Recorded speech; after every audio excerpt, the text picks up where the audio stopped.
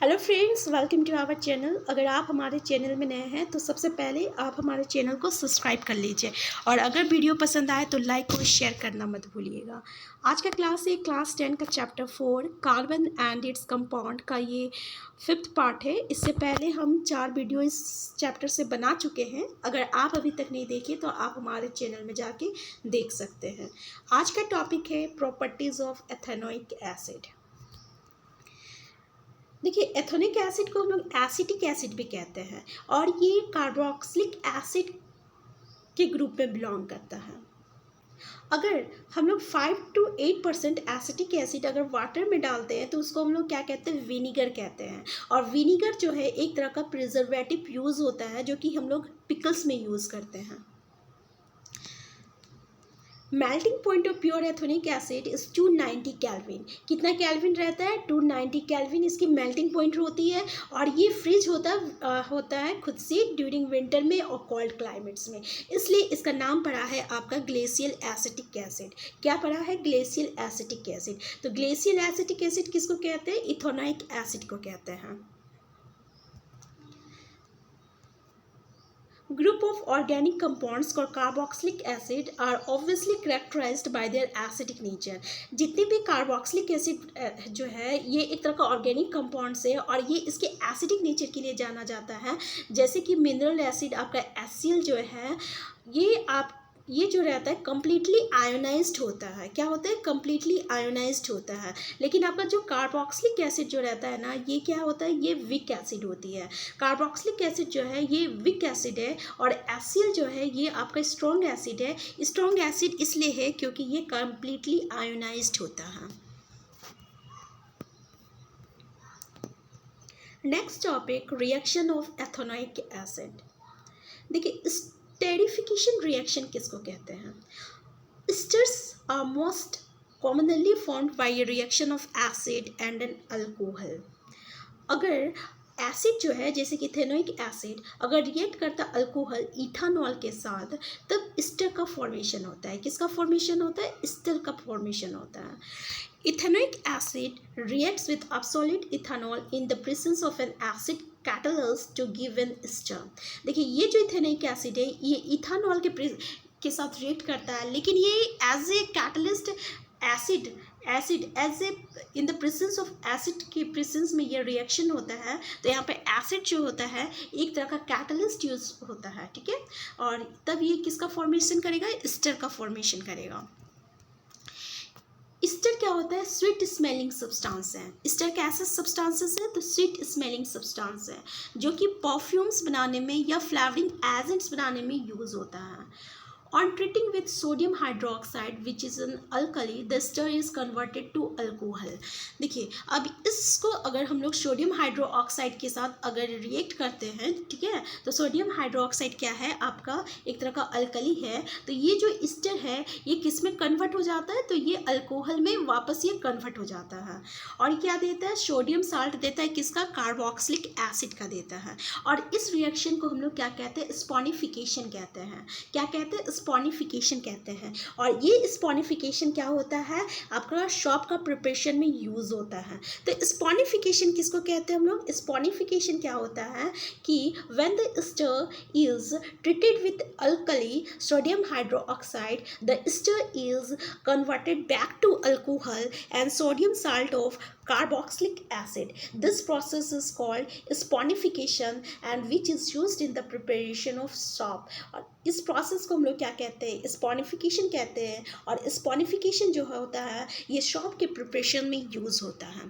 देखिए, शॉप और सोडियम और potassium salt of long chain carboxylic acid. Shop क्या है? तो ये शॉप याद रखिएगा कि ये सोडियम और पोटासियम साल्ट का लॉन्ग चेन कार्बोक्सिलिक एसिड है।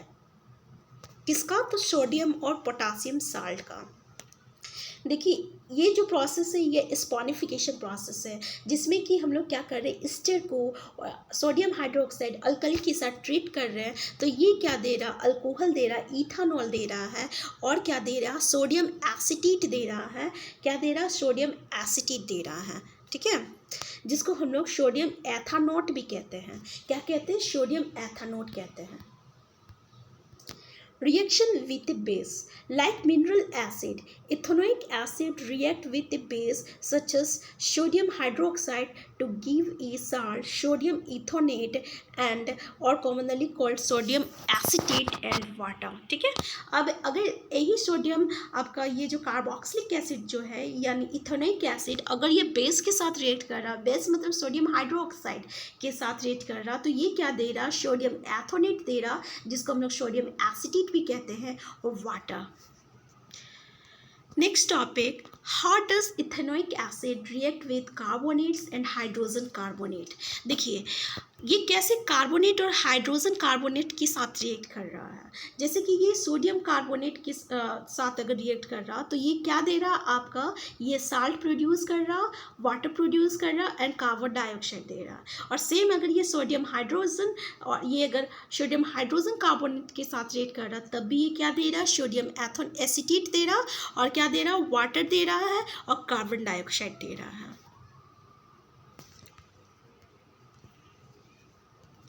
Soaps and detergent।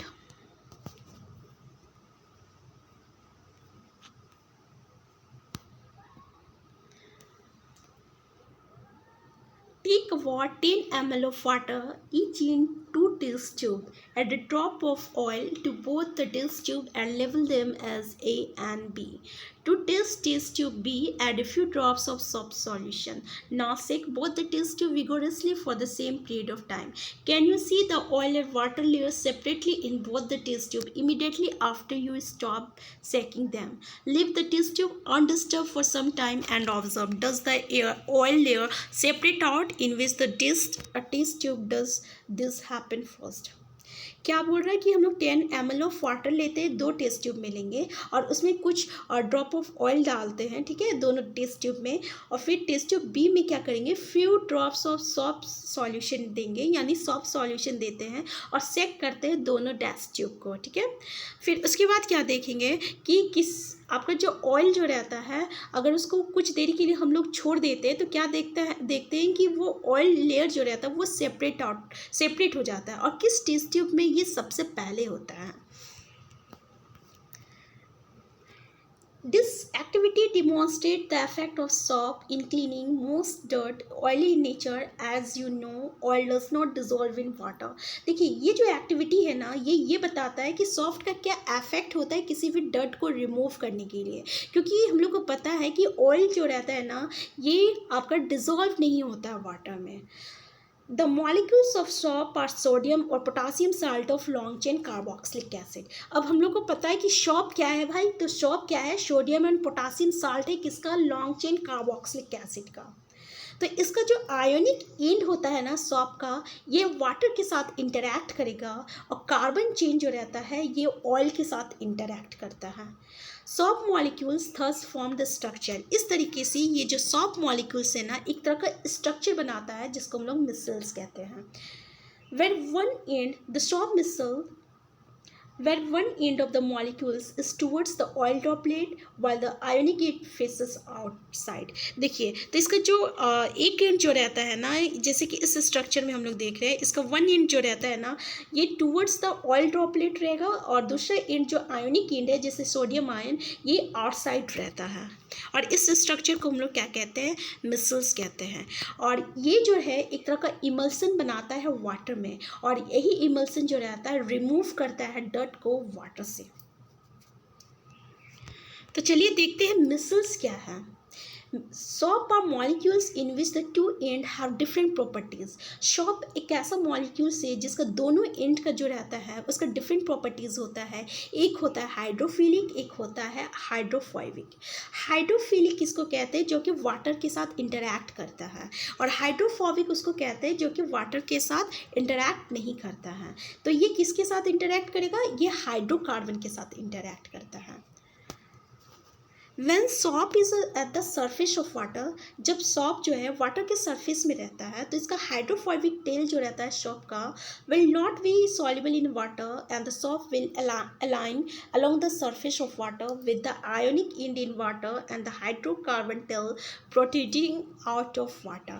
देखिए तो सॉप जो रहता है जब इसके वाटर के सरफेस में रहता है तो उसका दोनों एंड जैसे हाइड्रोफोबिक और हाइड्रोफिलिक जो एंड है तो उसका जो हाइड्रोफोबिक एंड जो रहता है वो वाटर में सॉल्युबल नहीं रहता है, इसलिए वो क्या रहेगा बाहर रहेगा वाटर के बाहर में और वाटर के सरफेस में रहता है, जिसका जो आयोनिक एंड जो रहेगा वाटर का, ठीक है, और हाइड्रोकार्बन टेल जो रहेगा ये वाटर से बाहर रहता है।